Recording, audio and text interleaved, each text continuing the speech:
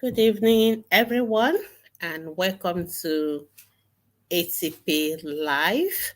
I hope you can all hear me and you can all see me clearly. Welcome, everyone. And let me wish all of you happy Valentine's Day. And it's also the International Day of Epilepsy. So is a special spotlight on epilepsy, and we're going to talk a little bit about epilepsy before I also answer some of your questions that you may have, whether on epilepsy or not necessarily on epilepsy. So welcome everyone. Welcome to ATP Live. So I'm going to encourage you, please share the video. So tag all your friends, tag anyone we should be here, we should listen to this ATP Live. And I hope those on Instagram, you're getting a clear reception because I seem to be fading in and out from my own screen, but just let me know if it is good. All right, then I'm just going to make sure I share the videos to those of us on Facebook and so that we can all say it. So welcome everyone. Welcome to ATP Live. And just give me 5 minutes for us to share the videos to all the various platforms, and then we can go straight on to taking all our questions. Welcome, everyone. I'll also see whether I can try our live audio room if it works. If not, we just take our ATP live videos and that'll work. All right. So you're welcome. If you are just joining, you're on ATP Live, and today's spotlight is on epilepsy because today is the International Day for Epilepsy, and I'm going to talk a little bit more about epilepsy in a few minutes. And this is a live video for both adults and children. So just join us. Just give me few minutes. Share the video, please, to your friends. I'm also sharing it to our other groups so that everyone can be part of this. Welcome, everyone. Okay, I think that's it.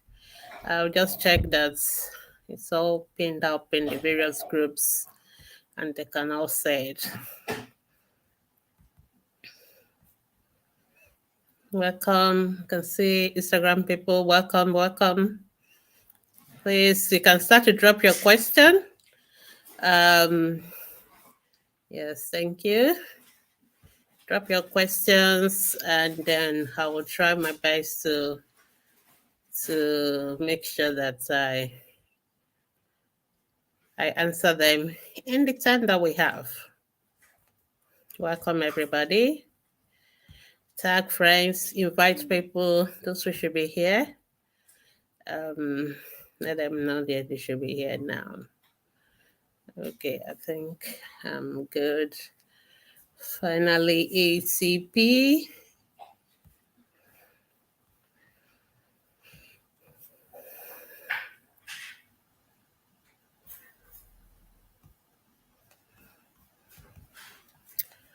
Okay. All right, I guess we are good now. Okay, yeah, finally. Okay, so I guess we're good. I'm going to just try and see whether I can do the live audio as well on Facebook and then go live. And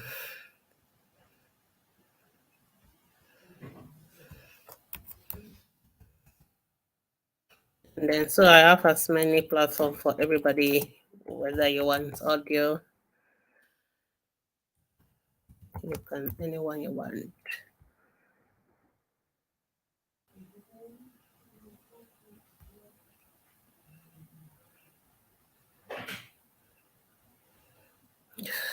Okay, I'm struggling. All right, welcome to ATP Live. I'm just going to try. And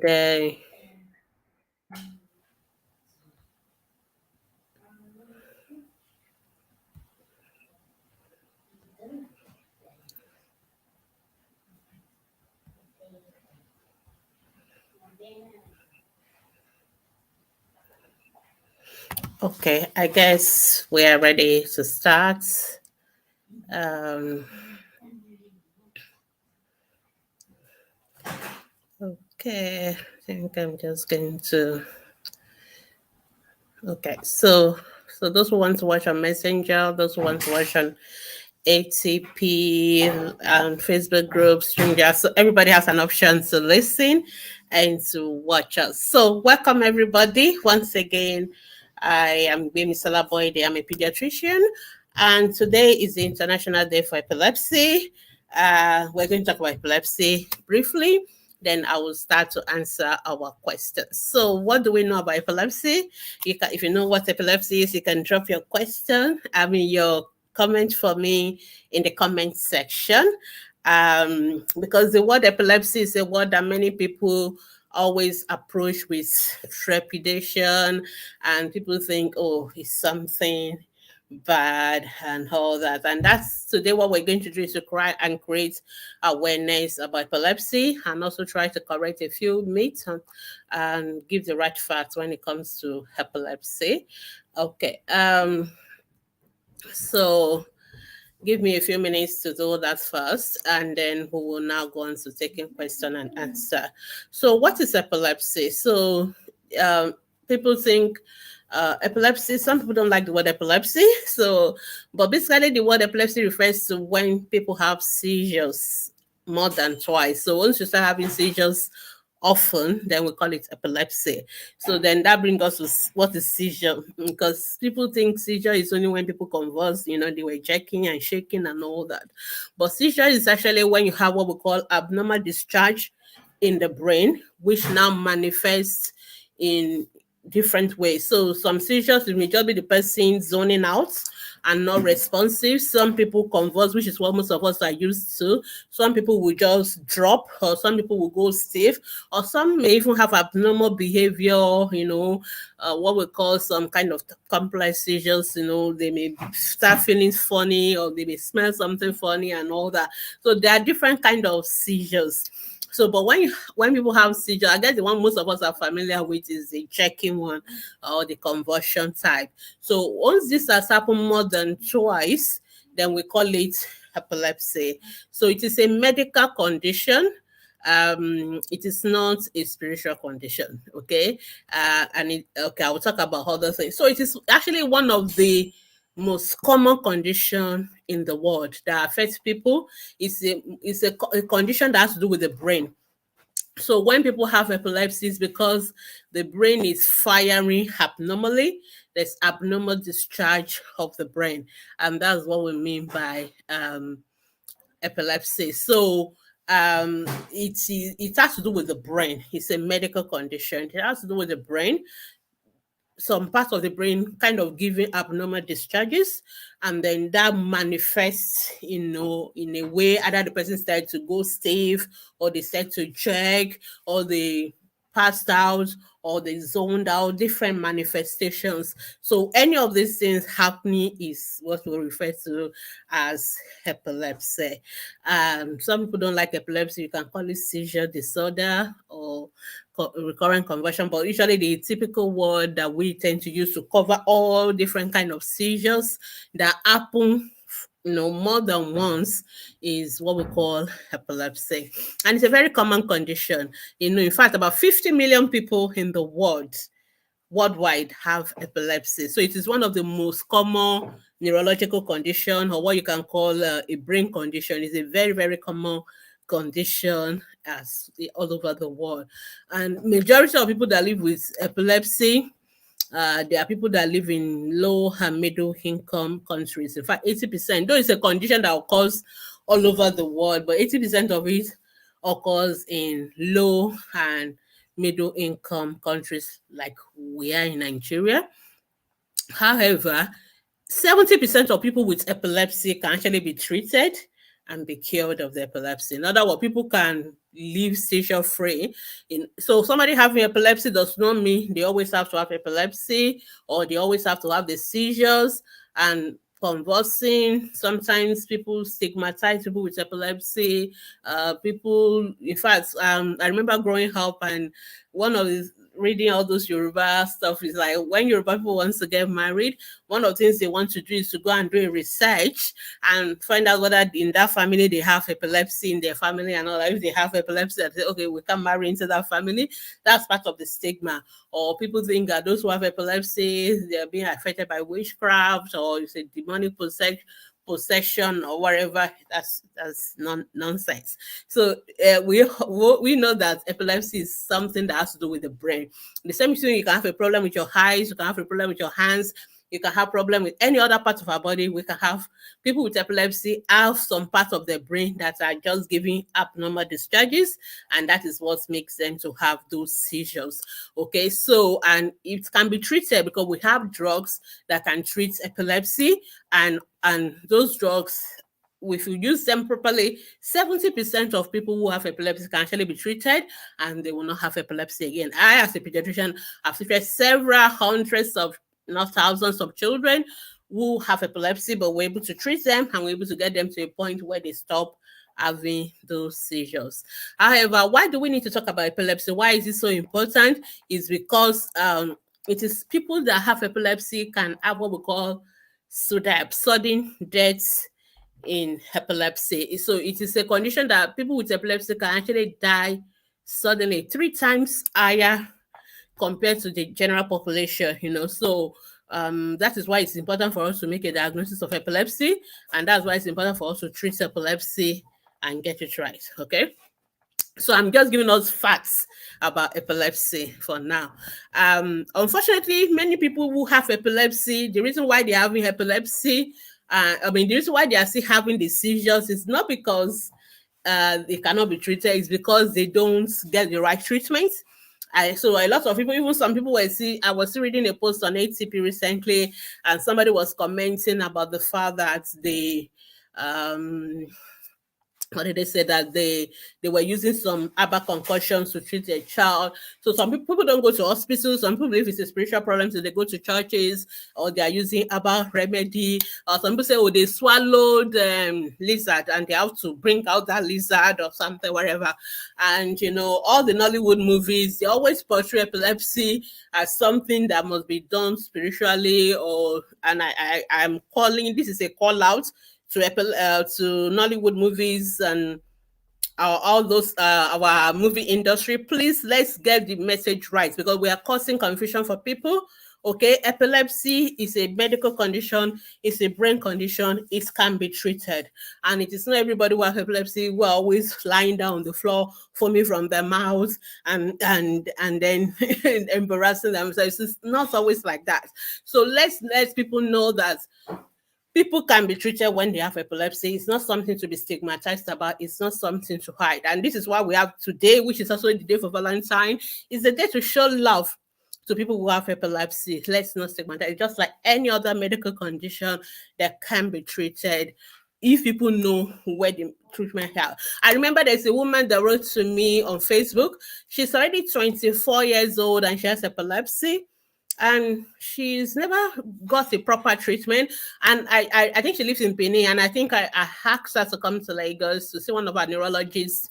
And she wrote to me much later on, I've even forgotten about her, that lady is now completely seizure free and is well. You can imagine all the pain. I think she's even now married and had a baby, and that's why she was sending me that message. So you can imagine that lady suffering unnecessarily just because she didn't see the right professional, she didn't get the right treatment.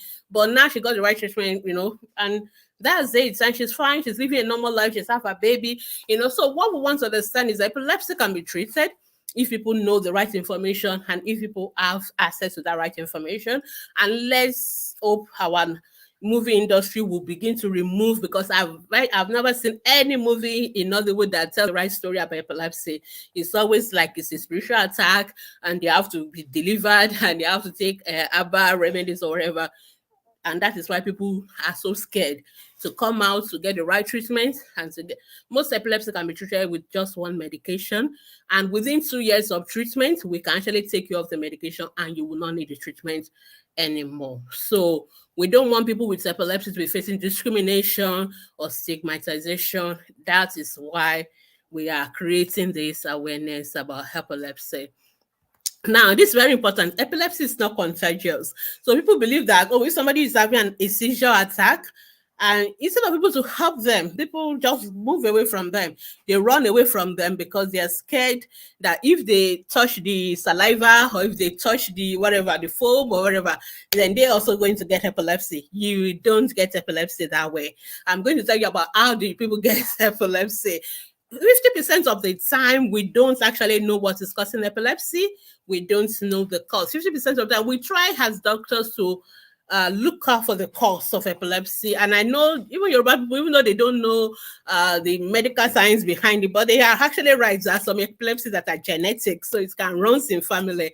But 50% of the time, we don't know the cause of epilepsy. The other 50%, we can find a cause for the epilepsy. So what are the common causes of epilepsy? Children, especially for children, starting with children, any condition that happens in the brain that causes injuries to the brain can lead to a damage in the brain. And when that happens, it can lead to that part of the brain discharging abnormally, and that can cause epilepsy. So if a child was born premature babies, they are very their brain is not yet fully mature. The blood vessels are very tiny, fragile. So if we just handling them alone and all that, they can bleed in their brain. And when they bleed in their brain, that can lead to brain damage. Okay. Also, if children they are very small, low birth weight. If children didn't cry when they were born, what we call birth asphyxia, and those things affect the brain. Children that have jaundice severe jaundice that cause brain damage. In fact, any illness that a child have, infections, any illness that children have that affects their brain can lead to what we call epilepsy. So these are the ways by which epilepsy happen. So it is very, very important for us to understand that epilepsy is something that can happen as a result of injury to the brain. And that is why it's so important for us that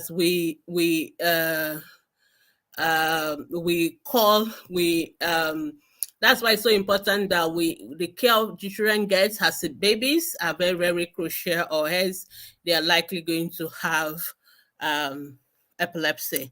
That is number one reason why children can have epilepsy. Okay. Also, some babies are born with the brain is not properly formed when they are born. So some babies are born with abnormal formation of the brain. This is why we preach so much about folic acid. So when when women are pregnant, the brain is being formed between days 25, in the first 3 weeks of life. So that crucial period, most women don't even know they're pregnant.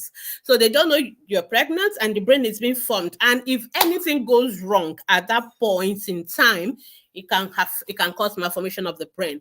So we preach women of childbearing age taking folic acid, even when because most of us in Africa, to be honest, we don't plan for pregnancy. We just get pregnant. In other places, people are on family planning or whatever. Then when they are ready to get pregnant, they take away the family planning method. They then go see their gynecologist and plan to have a baby. So, but most of us, the baby has happened, just happened. But the challenge is that if you are taking any wrong drugs, you are taking hyperconcussion, anything that can affect your baby being developed, and most time you don't even know you're pregnant because you have not yet mixed your period. So that day 27, 29, when the brain is being fully formed, you have not even mixed your period yet. So you don't even know you're pregnant. So that is why if you are 18 to 35 or a woman who is likely going to get pregnant, please take your folic acid daily. So that if the baby's brain is being formed, everything goes smoothly. We cannot rule out anything going wrong, but at least we try to reduce it to minimum. So any abnormality in the formation of the brain can also cause epilepsy. What other thing can cause epilepsy? Head injury. So that's why we're so I panic when mothers tell me, oh, my baby is just falling down from the bed, and these are newborn babies, or they're giving babies to baby less than 1 year. They want the other sister or other people to carry the baby, and they're dropping the baby. We are talking about head injury here. Head injury, or your baby is sleeping on the bed and the baby is rolling down the bed on the floor.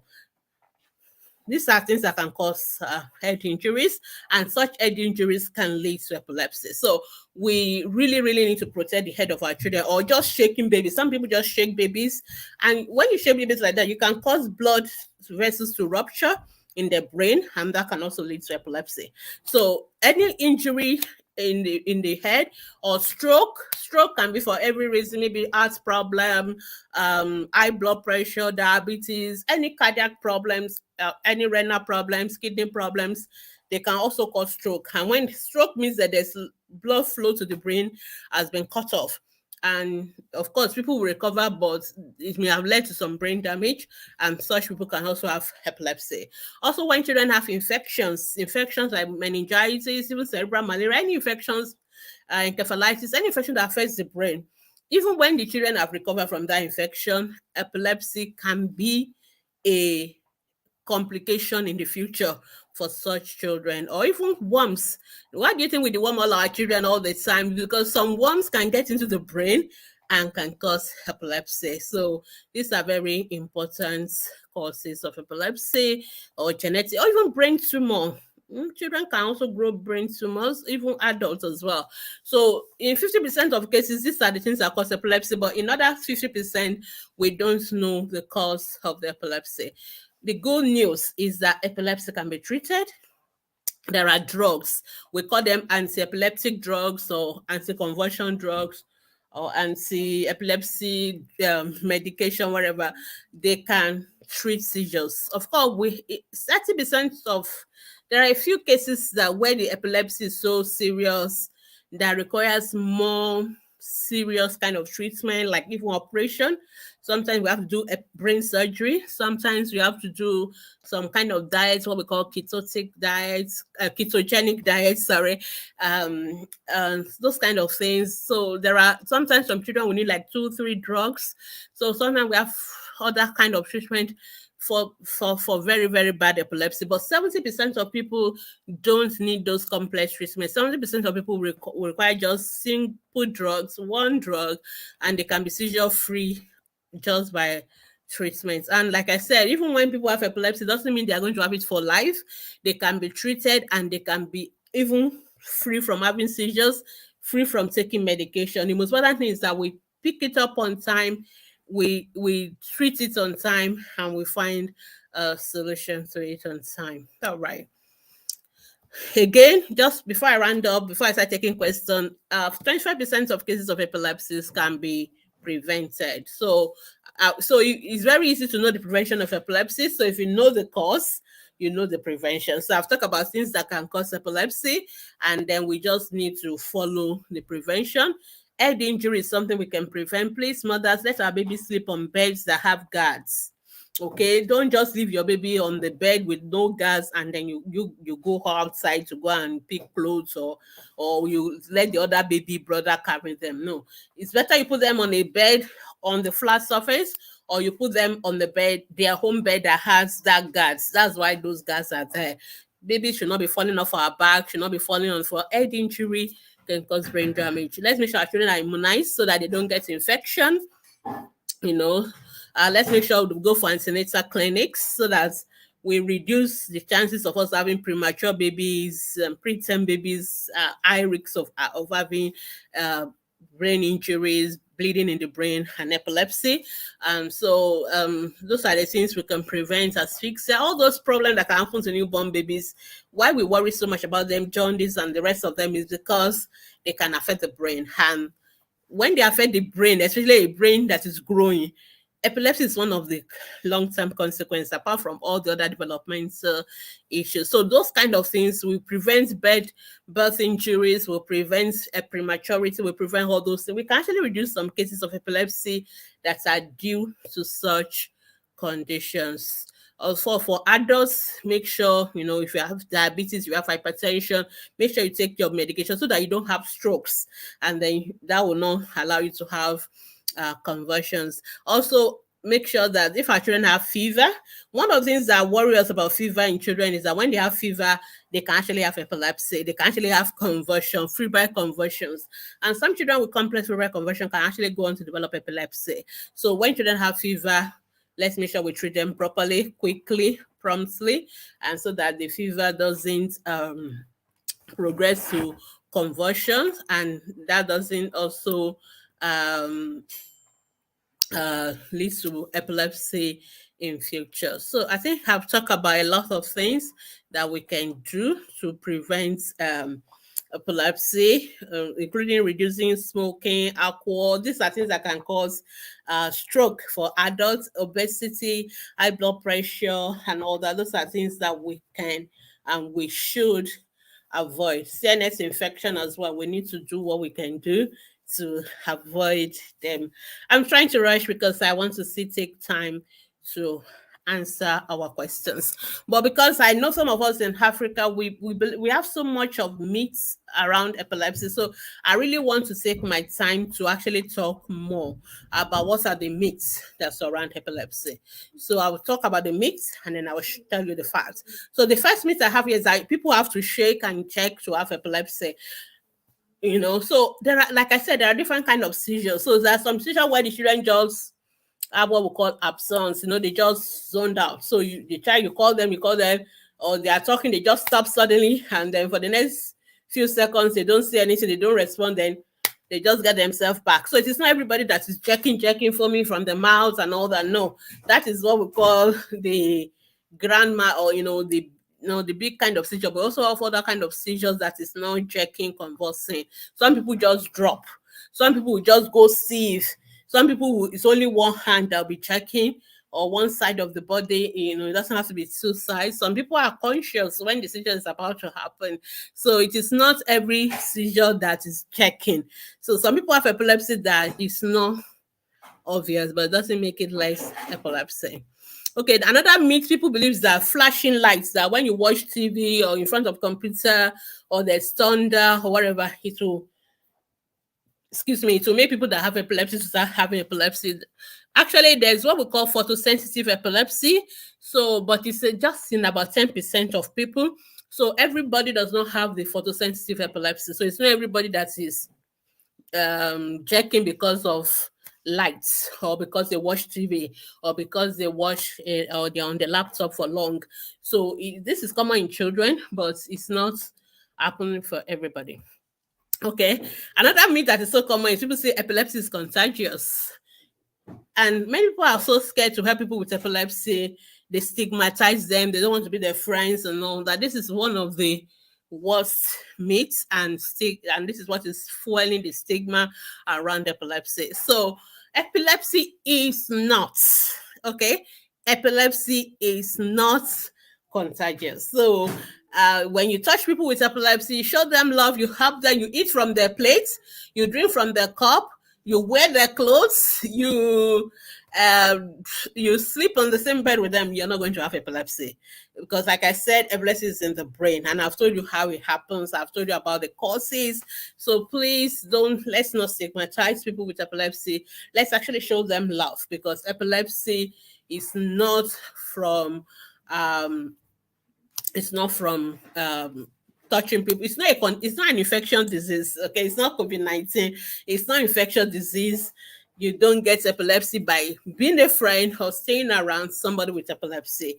In fact, you should actually show them love. So, fact is, epilepsy is not contagious. All right.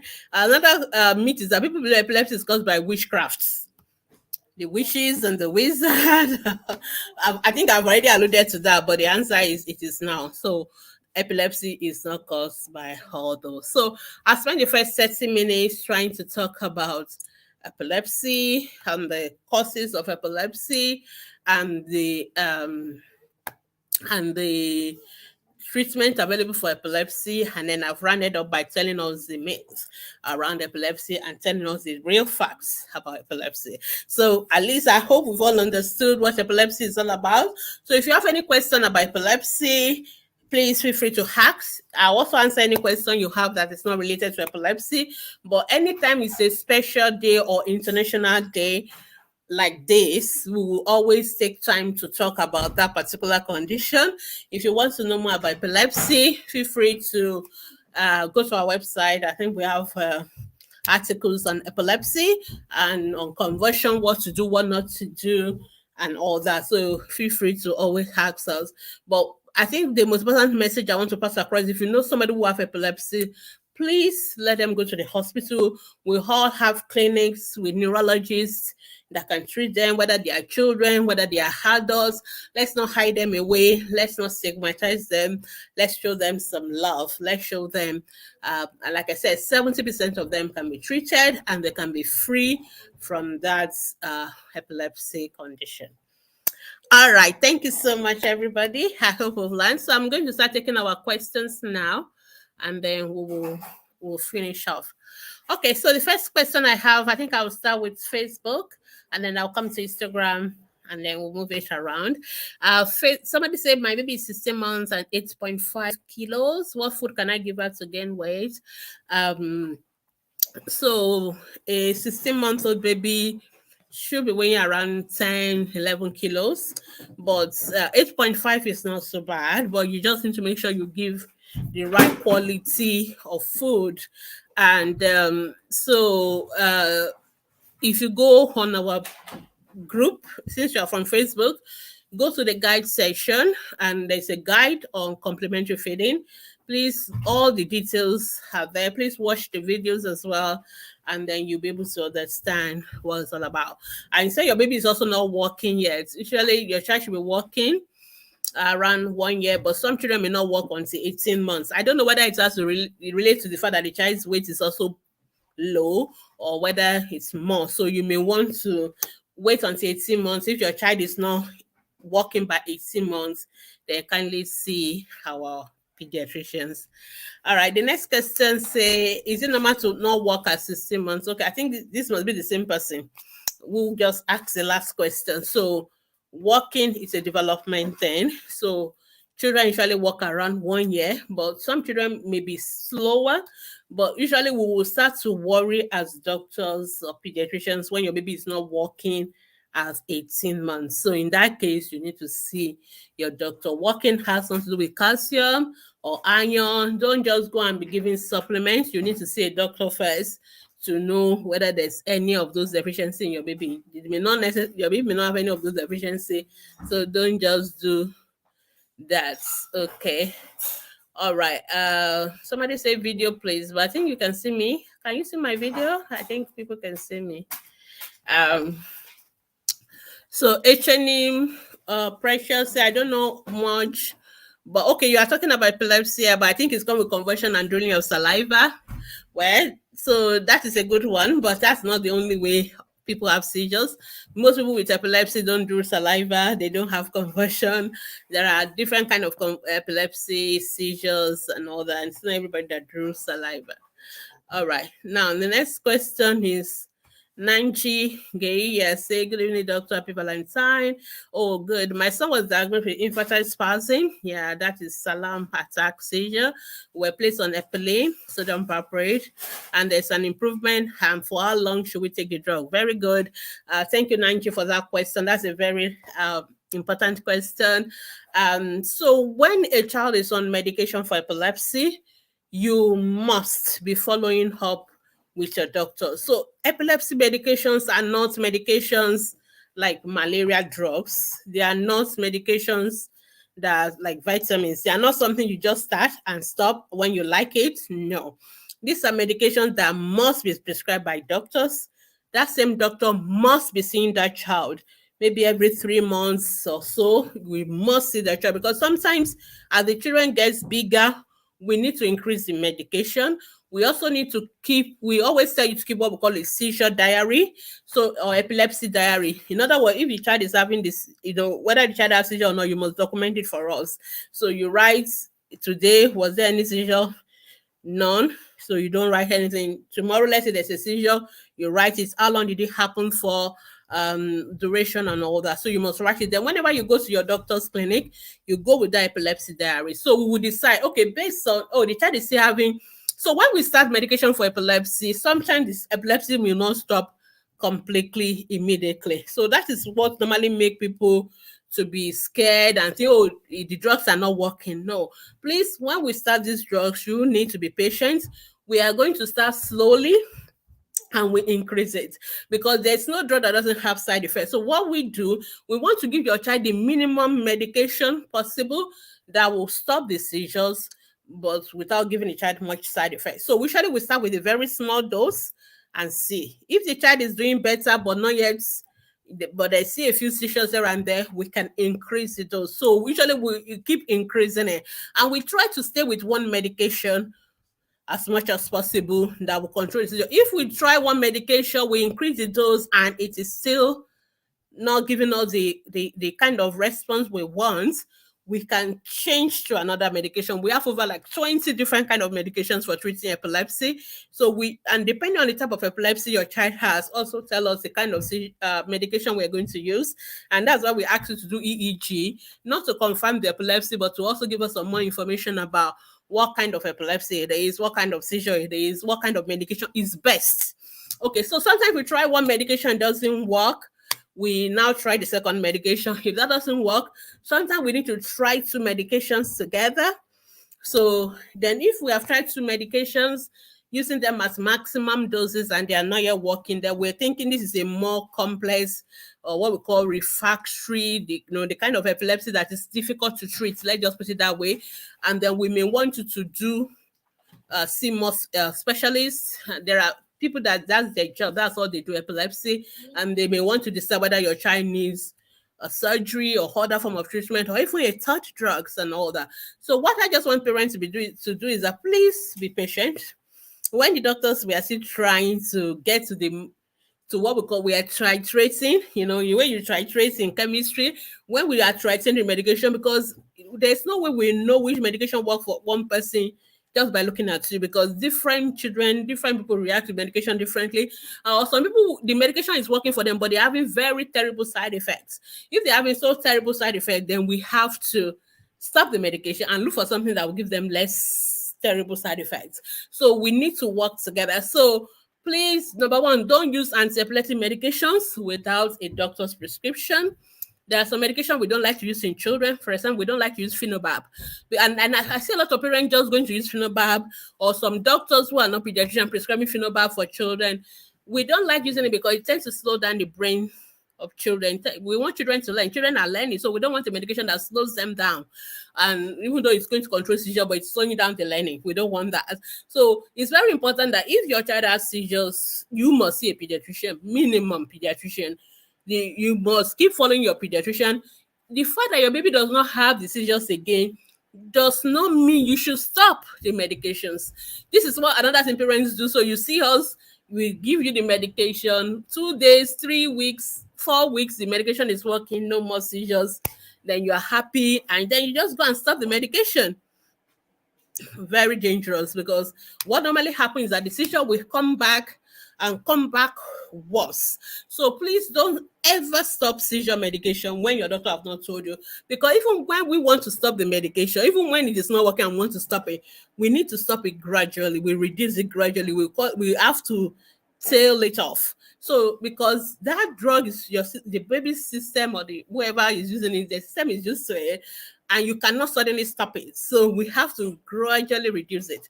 And sometimes when children are not even having seizures again, we still keep on giving them that medication minimum 2 years, because we want to be sure and we want to make sure that seizure is not coming back. And then when after 2 years, no more seizures, we now want to stop the medication. Even then, we don't just say stop.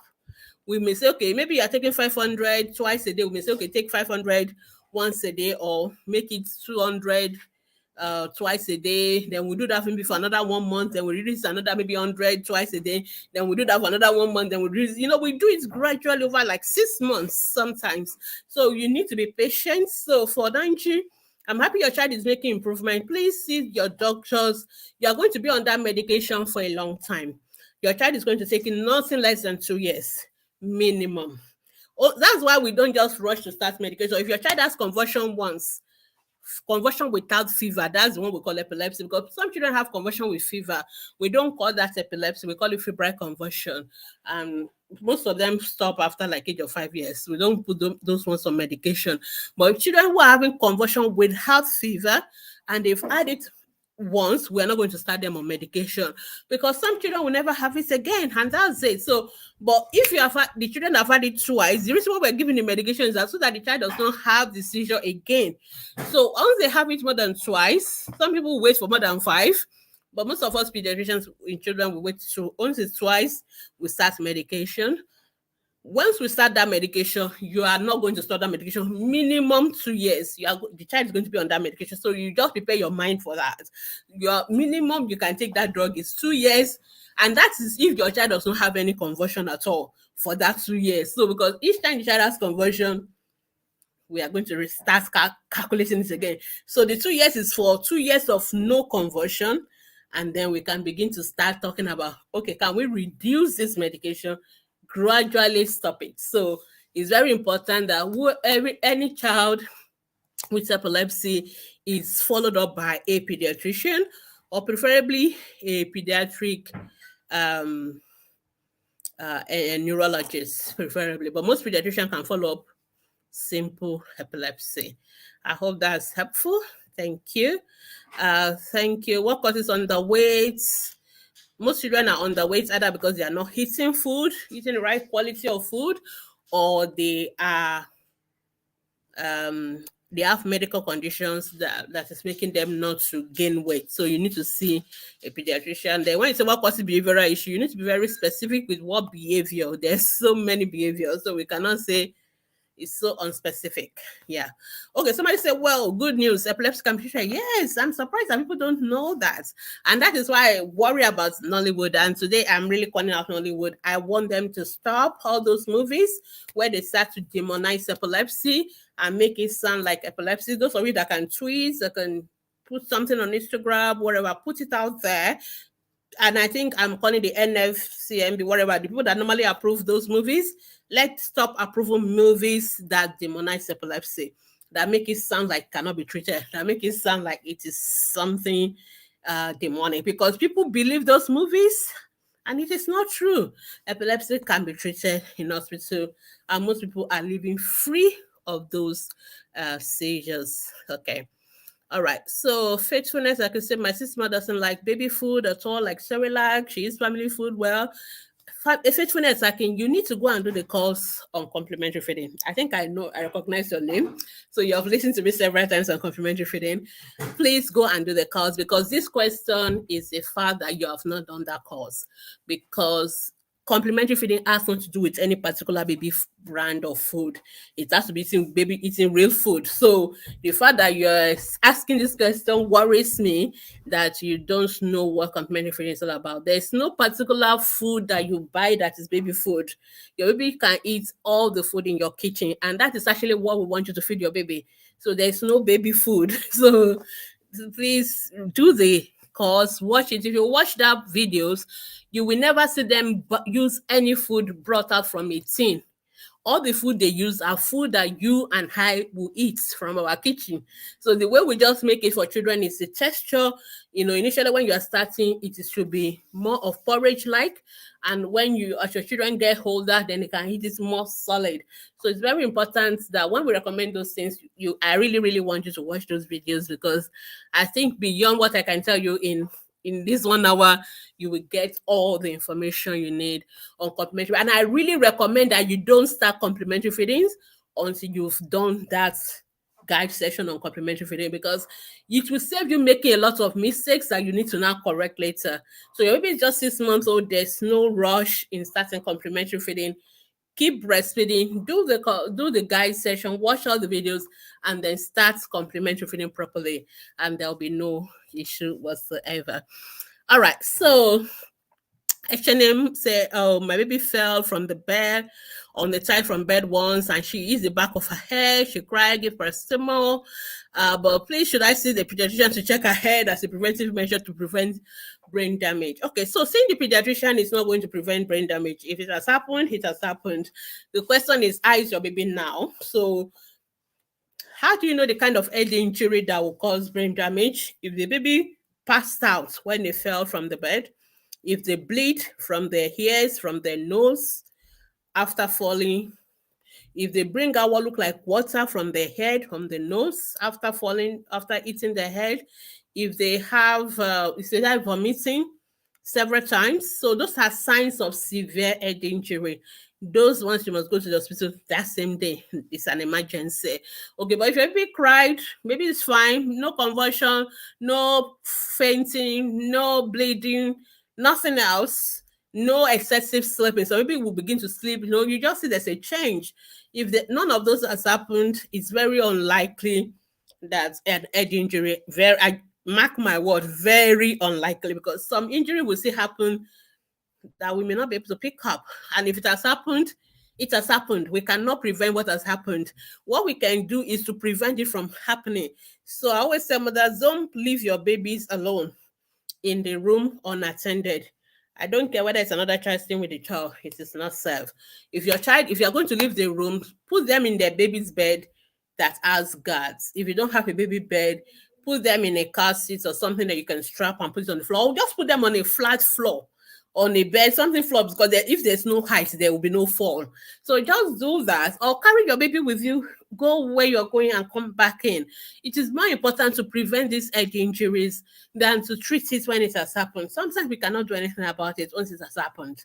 So prevention is better. So Precious, I don't know how your baby, but if your baby is otherwise fine, I don't want to make you worry or panic. So just watch for now. Okay, I think I'll just go to Instagram so that Instagram people don't get upset with me. I'll come back to Facebook people. Thank you for being patient. Okay, where's the first question on Instagram? Face Bar. Wow, what a name. I think that's from Ghana. My baby of 6 months has just refused solid. Okay, totally, even cries in the sight of food, vomits. Your baby of 6 months is just supposed to be starting complementary feeding. So I'm worried when you say your baby of 6 months has rejected solid. When did you start complementary feeding? So that means you may have started earlier than 6 months. So just relax, relax, relax. Keep breastfeeding your baby. I know this will sound like cliche, but please go watch the videos on complementary feeding first. I find that mothers just need to know how to go about this. So number one, when you start complementary feeding, for a 6 month old, we just want them to take solid twice a day. And the first time, we want them to take maybe 1 or 3 spoons. We don't want them to eat a lot. So most time, mothers don't understand because number one, you are trying to give them too much. You are not replacing breastfeeding with the solids. You are actually adding to the breastfeeding. So a 6 month old baby should be taking the same amount of breast milk it was taken before you start complementary feeding, and 80% of their food is still going to be breast milk. And then you are only going to add a little bit of solid. And they are not going to take the same quantity of breast milk as solids, because that's what sometimes mothers will try to do, which is what causes the problem. Because when we don't know what is the right thing and we have the wrong expectation, then we put a lot of pressure on the babies and think, oh, the baby is rejecting solid. Maybe because we are trying to give the baby much more than what the baby can actually handle. So that is why I always feel like it's better for us to know. I think I talk about complementary feeding more than any other topic on this ATP Life. So, but I really, really think you should watch if you just go to if you go to YouTube, go search for Global Health media videos on complementary media. So it's public access. Or if you go to our Facebook group, it's in our guide section. Please watch those videos. I worry when mothers complain about 6 months old rejecting food, because that means you are trying too much. Because 6 months is just starting. So, and I'm not worried about them as well. So let them take as much breast milk. You are just gradually introducing them to the food, and it's a little at a time. Usually when you start the first day, 3 spoons is fine. It's semi-solid, porridge-like, and twice a day. That's all. Not too much. At the end of the day, we don't want them taking more than maybe 50 meals of porridge like like a cup, half of it, and that's it, twice a day. Then as they get to like 9 months, we can make it like 3 times a day, and then you can make for 4 times. And of course, we increase the quantity, we increase the diversity, and all that. So let's not be too much in a rush to start. Let's do it gradually and gently. We will never get it wrong that way, I assure you. So just relax and relax, and then just learn how to do it right. Okay. For those of you who want to know more about that, if you want to join our first time moms group, we're doing a course starting from 1st of March. You can find out more about that. Okay, Grace is saying, what can I give my small baby that make him eat very well? Food. There's no drug to give a baby to make them eat. So just let that thought perish. Okay. The only thing the baby is going to take to eat is food, nothing else. Again, all I've said about complementary feeding applies here. All right. And make sure you know what is the right quantity of food your baby should be eating, because I think sometimes like we want the baby to eat a lot more than they can actually handle. Then when they don't do that, then we worry that they are not eating enough. Whereas the baby is actually taking just what is good for them. And the way we know is by the weight of the baby. So when you ask us about that, we want to know, is baby gaining weight and is baby weight appropriate for their age? That's all we need to know. If baby is eating that, gaining weight, looking healthy, we don't need them to finish the whole bowl of, so we just need them to eat enough to be healthy. Okay. All right. So somebody full surprises say, does epilepsy happen to do with fainting? No. So there are some kind of epilepsy that people can faint. Well, I don't like to use the word faint. We don't call it faint anyway. But because when we use fainting, we tend to think more of something heart related, cardiac, blood supply. But epilepsy is an abnormal discharge. But sometimes when people are having epilepsy, they can collapse, they can drop down. So people to the outside, it look like they fainted or passed out. So, but they are actually not exactly the same thing. But I understand they can look like that. But not everybody with epilepsy faints. And some people with epilepsy actually know when it's about to happen. And some people with epilepsy actually know when they're having epilepsy. They are awake, they are conscious. So we have two types of epilepsy. We have the epilepsy one where they are not awake, where they don't know what is happening. But we actually have the second part of epilepsy where they actually know what is happening around them and they are conscious of it. So, but that is not for us really. That's medical jargons. Okay. A square emporium, what can one use to boost white blood cell in a baby of 15 months? Why do you want to boost white blood cells? What happened to the white blood cells? So just let us know first. I always want to know the background of what you're asking me, because it's not a common thing for parents to ask about white blood cells. You don't need to boost white blood cells. You just need to let your baby eat well and be healthy. The white blood cell will take care of itself. Okay, so what causes the seizure of epilepsy over time? I think I've answered that question. Fruit surprise, if you are just joining, I spent the first 30 minutes of this broadcast just saying all that, talking about the causes of epilepsy and all that. I say 50% of the time we don't know the cause of epilepsy. 50% of the time it has to do with maybe brain injury that happen even as a baby, infection in the brain, stroke, anything that can affect the brain, even brain tumor, any malformation in the brain, anything that causes any problem in the brain, they can manifest as epilepsy. But sometimes there's nothing and it just happened. Okay, so aspects. Okay, thank you for giving me additional information. Say maybe it's 15 months and always diagnosed with low white blood cell. How low is the white blood cell? Sorry, I need to ask you some of these questions because I need to know whether what you are worried about is actually something to worry about, because there's a wide range of what is normal for white blood cells. So for example, 4,000 to 11,000, that's normal. So when people say low, I want to know what is low. What is the value they gave you? So if that's the case, then you need to see a pediatrician, because if somebody tell your baby's white blood cell is low, then it is also their responsibility to tell you why it is low. They need to investigate and do the right thing and all that. So, and it's not about boosting anything. So when things are low or high, they are telling us something else, that this is a sign of something. So what we need to do is to go and fix the cause, not to boost the white blood cell. We need to fix what is making it low or what is making it high. For example, when people have infection, the white blood cell is very high. Then you treat the infection and the white blood cell comes down. You don't need to do anything about the white blood cells itself. What you need to treat is what is causing it. So if your baby's white blood cell is less than 3,000, you need to see a pediatrician. They need to investigate, you need to know why, and they need to do the right thing. So when you go next to the hospital and they tell your baby white blood cells, so you should ask them what they think is the cause, and then they can deal with it. All right. Okay, I guess, is that the last question on Instagram? Okay, somebody says, say, Debe Ife, thank you. My 5-week baby has catarrh for 2 weeks. What can I administer nasal drop? Is there catarrh blocking the nose? If yes, you can put saline, normal saline nasal drop, not Otravin, not steroid nasal drop. It's normal saline. So please, when you go to the pharmacy, you ask for nasal drop. Tell them you want normal saline nasal drop. If they don't have, don't buy anything else. But if your baby doesn't have anything blocking the nose, there's really no need for the nasal drop. The catarrh will go by itself. Breastfeed your baby exclusively. Keep your baby away from people that have cough and catarrh. Keep your baby warm. That's all you need to do. Nothing else. All right. Yeah, your baby is 6 months and 2 weeks old. Yeah, so we're still just starting complementary feeding. It's too early to be saying your baby is rejecting solid. But I also have a feeling that maybe you're trying too much. Because, like, for example, when we start complementary, that's why I want you to go through the training itself.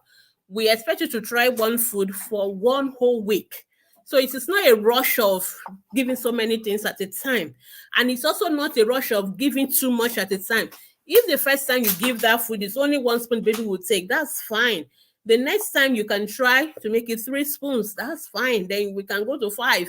We don't aim for the baby to start finishing 100 meals, 200 meals of pap in 1 day. No, that is not it at all. So that is why I find out that most of the issues parents have on complementary feeding, especially moms, is because of either the lack of understanding of how to go about it, or wrong expectations, and then we get frustrated and it becomes a vicious cycle, and you're not going to win with the babies. Trust me, they know. So it's better to do it gradually and do it right. That's why I say I don't even mind, just step back, stop all the complementary feeding, keep breastfeeding your baby. Your baby is just 6 months, there's still nothing to worry about, and understand first how to go about complementary feeding, how to do it, what to present it, what to mix together, how often, what quantity, all those texture. Those are the things we need to get right first.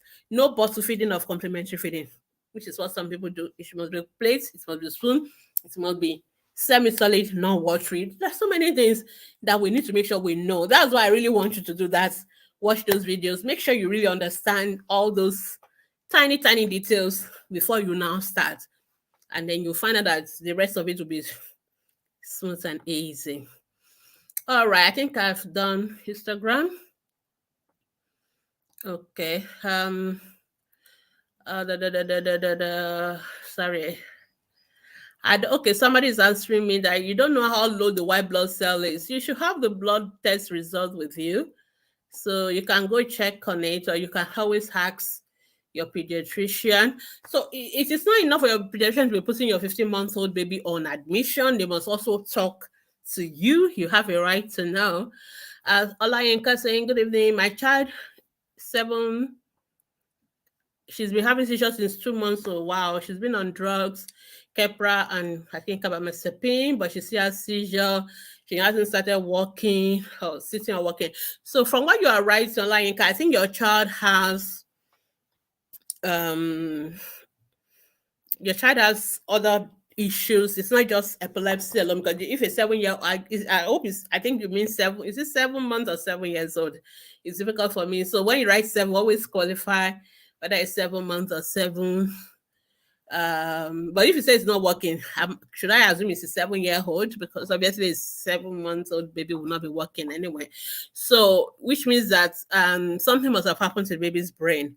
So did your baby cry at birth and all that? Now, if your child really suffered an injury to the brain, and it is that injury in the brain that is causing the epilepsy, sometimes some of those children, their epilepsies are difficult to control because there is something really physically wrong in the brain, and especially if the brain was really, if it was a severe injury, like it affects a huge area in the brain. So such babies, sometimes it may be difficult, but then it can also still be treated. So I hope you're seeing a pediatric neurologist, because that is case for pediatric neurologist. And I know sometimes some of those children we have, like I said, 70% of children will be easily treated, but we know there are the 30% and the 10% that are very severe, difficult to treat, that will require more than just medication. Sometimes we need surgery, which sometimes some of us don't have yet in Nigeria, and all those other issues. But and sometimes we wonder, is it worth it? So, you know, there are other considerations. So, but obviously this is more complex needs. So if you are not seeing any of our pediatricians or neurologists at the teaching hospital, I would strongly recommend that. Okay. Yeah. So it depends on what is the underlying reason here. I think there's more than just the epilepsy. Okay. Okay. So as scrap, remember, you should ask your pediatrician, you should have this conversation with your pediatrician. You're welcome. All right. Okay, good. All right. So let me quickly go back to Facebook. Okay, HNM is asking, your baby is now 5 months old, 2 weeks, your baby has been stooning frequently, 5 to 6 times a day, zinc tablets. She said it is normal, but she's still stooling. It is greenish, watery, sometimes with mucus, sometimes with white patches, and the stool spill out of her pampers and all that. Okay, so HNM, is your baby on breast milk or bottle feeding or formula feeding? I need to know that information first, because it is not normal for a 5-month-old to be having so much diarrhea for 2 weeks. And diarrhea treatment is not the same. Is baby taking ORS as well? And the question is, if your baby is on breast milk, why your baby having this diarrhea? So I need to have those information. If you are still with me, quickly tell me so I will know the answer to you, to quickly give to you as well. Because for 2 weeks, I want to address why your baby is still having diarrhea. I want to address what the baby is eating. I want to address what is causing the exposure to the germs and all that. So that is it. Okay, so exit Lady Press. If I see a person convulsing and foaming on the road, how can I help such a person? Good question. I'm happy you asked that question. Very, very good. In fact, I'm very, very glad you asked that question, because if I start talking about epilepsy, we will not leave here today. So there are some things I didn't talk about, which is about the first aid. When somebody is having seizure, what is the first aid? People do a lot of things. I'm going to start with what people do that we should not be doing. And again, Lollywood movies, I'm calling them out. Okay, so when people is having epilepsy, the first thing they do is go and get spoon or what's that thing, tonic stick or whatever. They want to put it in their mouth because they believe that the teeth must not clench together. If the teeth clench together, the person is going to die. Nonsense. It is not true, and it is actually wrong. That's number one. Nothing other people do is they go and put hands, they put their hands in fire, put legs in fire. Oh my goodness. Sometimes when children have convulsion, when eventually come to the hospital, the convulsion itself and the cause of convulsion, we've treated it, it has gone. We are now dealing with the bonds. We are now dealing with the bonds that people created that was not there before. And sometimes it is that bonds that kills the child, not even the convulsion that the child had in the first instance. So please don't put any child's hand in fire. Don't put their leg in fire. What other people things they do? They go and put spirits or onions or salt or whatever in the nose and the eyes. Please don't do that. It's not necessary. Now, so I deliberately start with what people do, or pouring water. I don't know when Nigerians, every time somebody collapse or whatever, the people start gather around them, drain off the remaining oxygen that the person needs, and then they will pour water. I've been practicing medicine for 15 years as a pediatrician, and there's nowhere in any part of medical textbook that pouring water on people is a form of resuscitation. It's wrong. Let's stop that. So don't pour water on anybody. Don't blow them. Don't put their hand in fire. Don't pour spirit on them. Don't pour olive oil on them. Don't put stick in their mouth. Don't do that. You're actually causing more harm for the child. So when somebody is convulsing, the most important thing to do, just one thing, The most important thing for you to do as a lay person, as somebody who is not a medical person, is to keep them safe and not allow them to injure themselves. That's all. That's all we need you to do. You need to make sure they don't harm themselves in that process. You don't need to do anything else. You cannot stop the convulsion by yourself. You can't. So what you need to do, so when people are convulsing and they're falling, sometimes when they are falling, they may hit their head on the floor, they may fall into things. For example, that's why sometimes people with epilepsy, they should never be left alone in the kitchen cooking, because if they are doing that, if they have epilepsy, they can fall into the fire, into the hot water. They should never be left swimming alone, because while swimming, if they have a seizure and there's no lifeguard or anything, they can drown.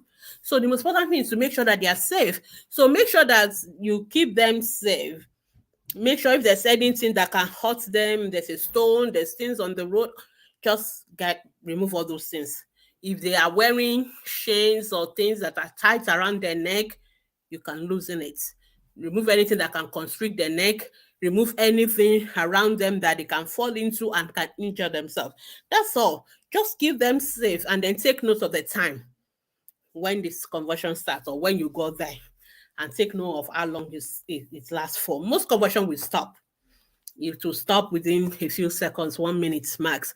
A few times the conversion will go on for like 5 minutes. By that time, you should call the emergency. If you're in Lagos, you can call 767. You can call 126. I think it's 767. I always remember. So call the emergency number. If you're in a place where you don't have emergency number, fine. Let them stop having the conversion. Then, if you can get ambulance, get a car, take them to the hospital.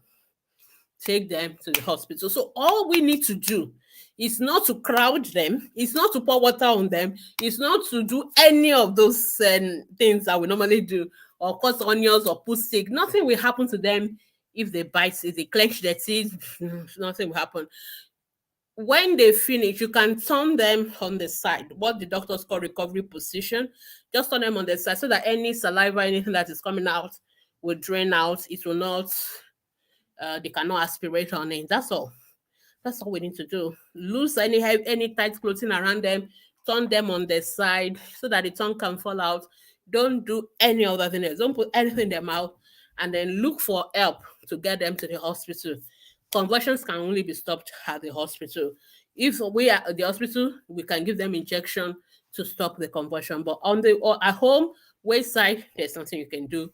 The most important thing is to keep them safe from hurting themselves in the process of having the conversion. That is the most important thing to do. So, Lady Presh, thank you for asking that question, and I hope you will do that. So, as a pediatrician, do you believe in pressing hot water on baby's navel? No, don't do it. If I don't believe in it, and you should not even do it, it's not necessary. It causes harm. I can't tell you how many children have suffered hot burns from this. All you need to do with the navel is to clean with the methylated spirit when it is still there. When the cord has dropped, nothing else to do. If there's still wound, keep cleaning with spirit until it is completely like a normal skin. After that, the navel is healed. There's nothing. It doesn't need hot water. It doesn't need cold water, hot clothes, wet clothes, nothing necessary. Just leave it alone. Thank you. And don't. Okay, if you want to get to the guide section, go to ATP Facebook group. Go to our Facebook group and ask this question. Somebody will direct you to where the guides is. Very easy. I can see you're on our page. Just look for our Facebook group. It's a very big Facebook group. You can't miss it on Facebook. Just look for Ask the Pediatricians on Facebook. All our details, I think, are on the screen as well on how to get to our group. Just type Ask the Pediatrician Facebook group. You will get it on Facebook. I bottle feed my baby for a very good reason. There's no very good reason for bottle feeding. There's none. All babies, even if you are formula feeding, you don't have to bottle feed them. So I don't think there's any good reason. So take it from me. She looks very edible. Her poo is green. If you mean your formula feeding is different from bottle feeding, but I guess you want to say you are formula feeding. She looks very edible. Her poo is green, but times her poo is normal. What could be the cause? I don't know. If you're formula feeding, some formula can make your baby still greenish. Depends on if they had iron to it and all that. So that may be the reason. So I'm not going to worry about it since it's not something that happens all the time. So, okay, if it's formula feeding, it's okay. There are reasons for formula feeding, but bottle feeding, we don't like that. Okay. Somebody say you say epilepsy is genetic. Yes. Which chromosome carry the trait X or Y? There are 23 pair of chromosomes, and the X and the Y sex chromosomes. Sorry, 22 chromosomes, and the X and the Y. So there are lots of genetic conditions with different um, chromosomes affected. So, in fact, today now, these days, we are going into what we call when people have epilepsy, we actually do genetic testing for them. What we call epilepsy panel. So there are so many genes. It is not one. There are so many of them. Majority of them are not either X or Y. They are on the other 22 chromosomes. So you don't need to worry whether it is not a male passing to female or female passing to male. No, there are so many genes that can cause epilepsy. So there are in some countries now they do what we call epilepsy genetic panel. So in other words, when they test you, they look for all the various genes that can cause epilepsy at once. Yeah. So a child of 8 years old falls down and jerk frequently without bringing that child is having seizures. Then you should take the child to the hospital. If a child fall and is having convulsion, if that's the first time, then that child has had an head injury, is having seizure. Seizure is an emergency. The child must be taken to the hospital. If it is happening all the time, the child has epilepsy, the child must see a pediatrician. You cannot treat epilepsy by yourself. Your child must go to the hospital. You must see a pediatrician who will recommend appropriate treatment. Facebook user, please, it can be treated. Please go to the hospital. Facebook user, I think I've answered your question. Okay, somebody is also saying about white blood cell. I think I've answered that question. It's like some of you are doing both Facebook and Instagram at the same time. It's good, but I've answered the question. Somebody say my preterm baby will be 6 months in a few days, 4 months corrected age. When can I start complementary feeding? Okay, for you, I think you can start at the corrected age of 6 months. So if your baby is really, really preterm, I prefer you start at 6 months corrected age. If they are very late preterm, like 30s, you didn't say how early, you are the one that do your correction, so I hope you are right. But if you are right, so your baby is very early preterm, you can wait for the corrected age. If they are late preterm, like 35, 36, you can just go with their normal age, chronological age. When counting number of feeds per day for a 10-month-old baby, do I count breastfeeding? No, breastfeeding is not part of the counting. So when we talk about feeding your baby 3 to 4 times, we are talking about the complementary feeding, because we expect you to breastfeed the baby on demand. On demand means we don't count. You just keep giving the baby the breastfeeding as often as the baby wants. Is that one no get counts? But the solids, the semi-solid, at least you want the baby 10 months old should have at least 3 of them and at least 1 snack. So you can do 3 to 4 and 1 to 2 snacks. That's what we want for a 10-month-old. Can I give my 3-month-old medicine for catarrh, running nose? I guess running nose? No, just give the baby breast milk alone. There's no drug to give for running nose, catarrh in a 2 month. Is it 2 months or 3 months old? 3 months old. No, nothing. Okay, my 1 year, 3 months old baby head is always old, but the body is cold. So Blessing, get a thermometer and use the thermometer to measure the temperature. We don't rely on your hand. I always tell mother there's a reason why we have to create a thermometer, because our hands are not reliable. So if you use a thermometer, that will tell us the temperature of the child, whether it's high, anything above 37.5, we worry about. Anything below that is normal. Okay, good evening. I have a sore on my breast. Can my baby continue to breastfeed? Okay, if you have a wound on your breast, usually you should not breastfeed on that side. You should breastfeed on the side without the wound, but you should get treatment for your wound. But you can express the breast milk on that side, and your baby. But more importantly, why did you have the wound? So make sure your baby is well attached to the breast. Breastfeeding is not painful. Breastfeeding should not cause wounds. We only get wounds when babies are sucking on the nipple rather than having the whole of the nipple and the areola in their mouth. So it's very important that you get attachment of the baby to the breast, right? So if you want to know more about that, you can watch our breastfeeding videos. They will give you all those information. All right, I think our time is over. Okay, I think I've answered that. Okay, especially with 2 months old baby with bottle feeding. I think we've answered your question. You've asked us like 3 times. Thank you. Okay, H&M, your baby is on breast milk. I wonder why your baby is having. Are you giving your baby any drugs or anything? Because your baby is on exclusive breastfeeding. They really should not have diarrhea. So you need to pay attention. And when I say breast milk only, not breast milk and water, not breast milk and anything else. Some people give Ribena, give all those other things. That is not exclusive breastfeeding. So if your baby is on exclusive breastfeeding, your baby should not be having diarrhea. So you need to make sure your baby is on breast milk only. Pay attention to your hygiene. Don't give any other medication. Don't give any other things that could be affecting your baby's stool. Make sure you yourself, you are not taking any drug or any medication that could be affecting your baby's stools. Then hygiene is also important, and washing and all that. So take note of all those things. Since you're already seeing a pediatrician, you can go back and see your pediatrician. But I really, really think there's something that is predisposing your baby to having that diarrhea, which you need to address. If you're not the one feeding your baby, if your baby is under the care of other people like creche or nannies, you may want to pay attention to what they are doing. So, and if you're also bottle feeding breast milk, it's also not appropriate, because bottle feeding can also make your baby have diarrhea, because no matter how much people clean the bottle, the teeth is also difficult to clean.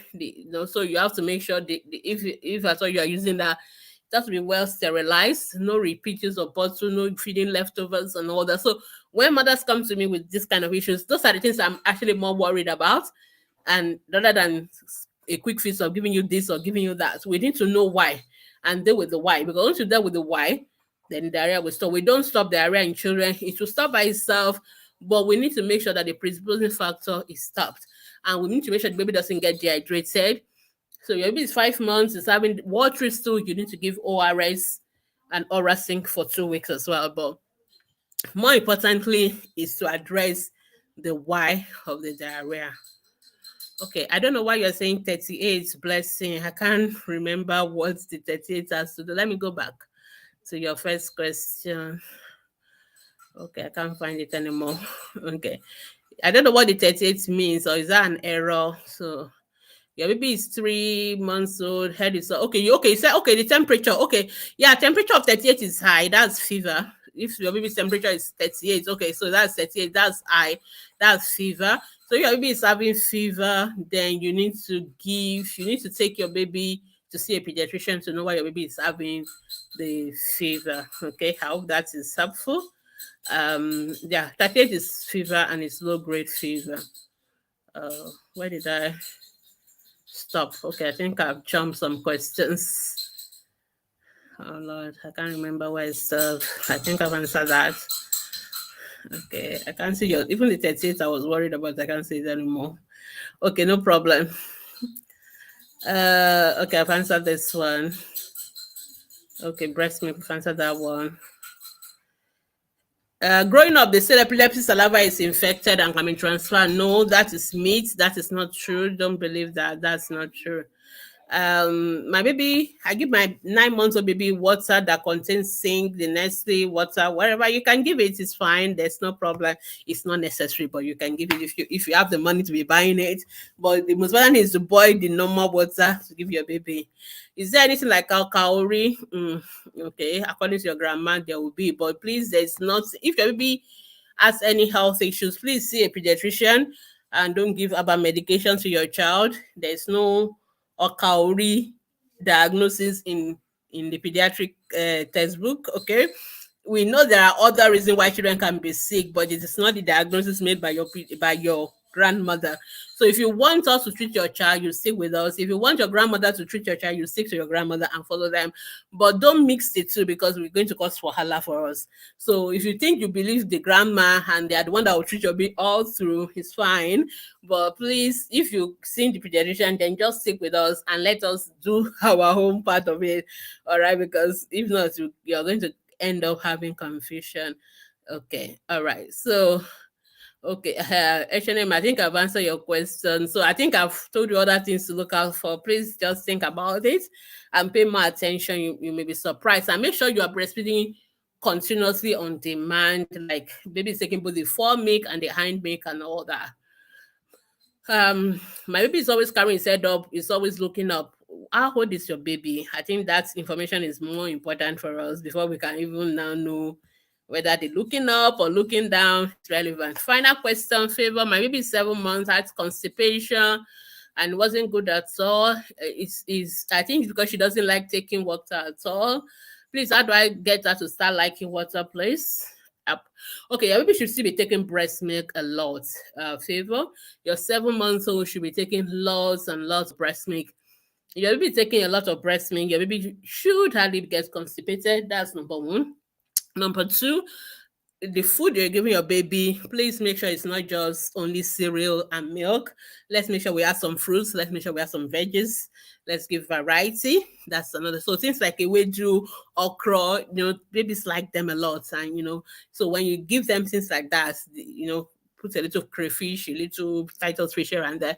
Very lovely, and they will not be constipated. So, of course, the water also, don't make your baby drink a lot of water at a time. Let them take a little sip throughout the whole day. You can buy all these fancy sippy cups, that children like to carry around and be sipping on them, or the straw ones. So those are ways to so make the drinking of water not a chore that we have to do now and we must finish now and it's a battle.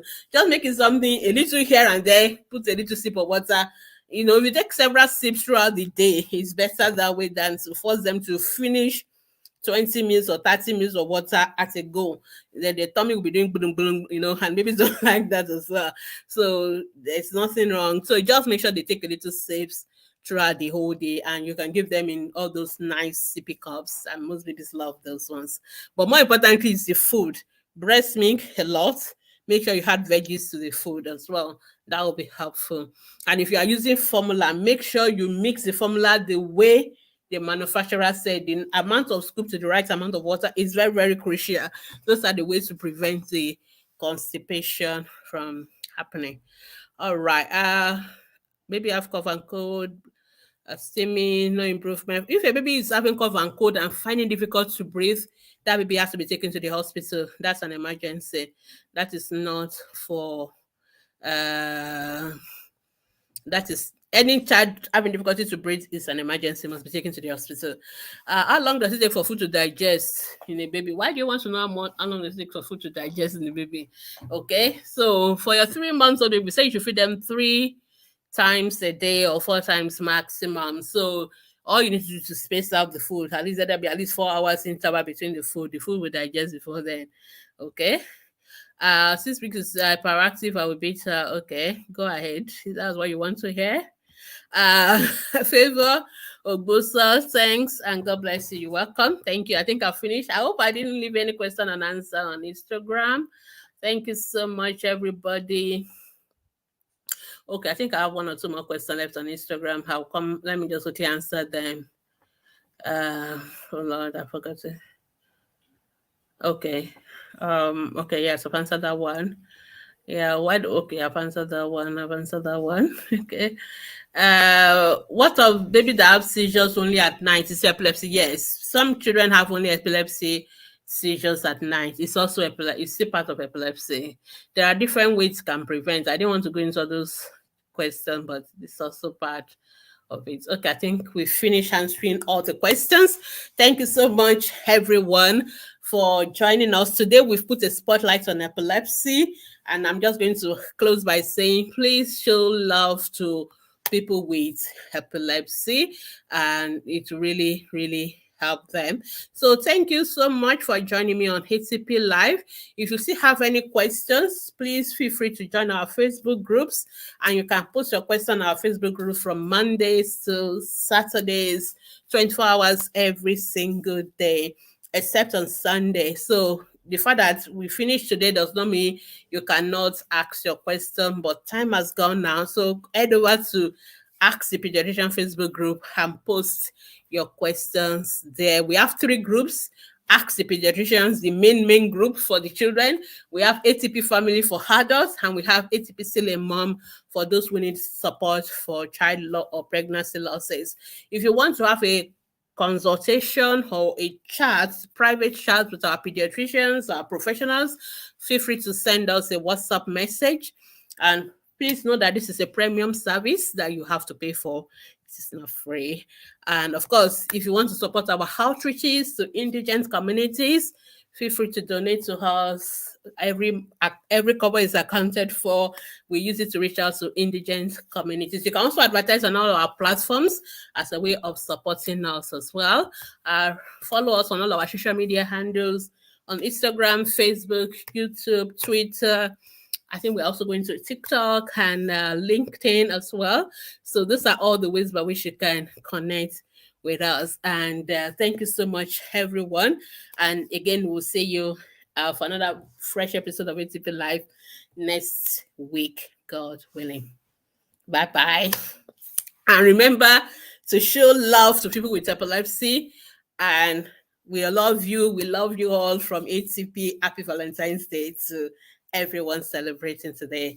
Love our children as well. Oh God, I forgot to mention, please let's not spank toddlers, babies. Please don't. I was very upset yesterday because I saw a 19-month-old baby died because somebody in this school beats the baby. I was very, very upset. And I've always said it, and I always keep saying it. You don't need to spank babies at all. They don't understand. That concept doesn't apply to them at all. They don't even understand what you're doing. You are just being cruel to them. So because they don't understand, take them away from any situation that they are doing wrong. Just take them away from it. Distract them. Give them something else. That's all you need to do at that age, because they don't understand consequences and all those things. So it is when they are getting older, then they understand, when I do this, I get beaten. Then that's when it actually makes sense. Even then, we don't want to beating our children, because some of you, when you beat them in anger, and you can't control yourself. You end up hurting the children or killing them. So please stop beating babies, stop beating children, correct them, positive discipline. Most of you are asking me how to do it. We have done a lot of parenting courses and all those stuff. They're on our Instagram pages, they're on our Facebook page. We have like all those things. Just search parenting on our group and go through all those tips. But please, let's keep our children safe and not hurt them. Let's not kill them because we are hungry. If we don't want our husbands as mothers to hurt us, domestic violence, we don't want it, then why do you think the children like it too? It's the same thing. Let's hurt our children. Let's love them. Let's discipline them with love. Withhold privileges, timeouts, all those other proven methods also work, rather than eating them and in the process killing them. We don't want that. Our goal as pediatricians is that we don't want any child to die. So I really forgot to mention that, but I really like to talk about those kind of things. It's a very upsetting news for me to see a child die, because an adult that should be caring for that child, that should be protecting that child, is the one hurting that child. That should never happen. In other parts of the world, and anyway, I know these people, justice are going to be met out to them anyway, but please, I see mothers do it as well. I see parents do it. We've seen parents kill their children as well. They don't mean to, but that's what can happen when we make it an habit to be spanking children. Let's stop it. Let's correct them. Let's find alternative and safer way to discipline the children. On that note, I'm going to say bye and have a nice day. Love our children. Love people with epilepsy. Thank you.